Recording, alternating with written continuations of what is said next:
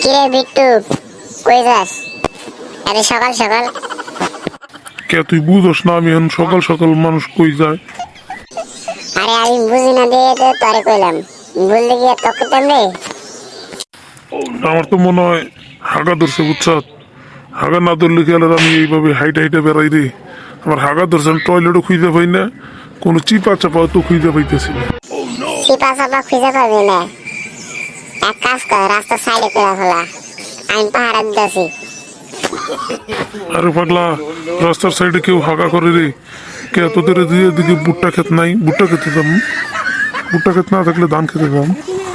এখানে ভুট্টা খেত কই পাবি আর ধান খেত কই পাবি? জানিস না এটা শহর? শহরে কোনো আবাদ বাড়ি আছে রে? তাহলে গ্রামে যা।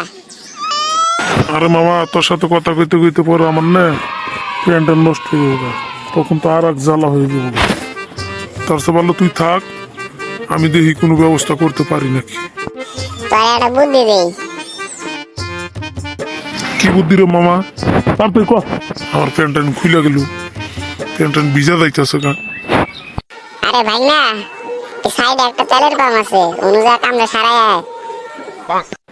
আরে মামা, আমি তাইলে যাই, থাক তুই, আমি আইতেছি।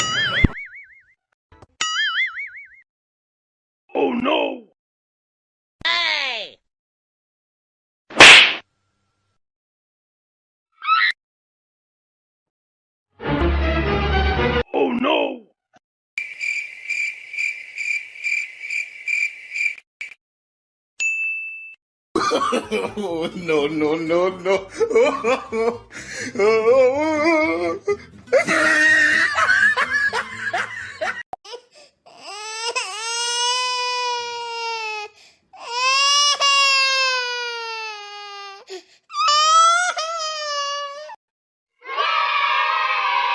রে মামা, কাম দাম হলো নাকি বাদ বাকি রয়ে আছে?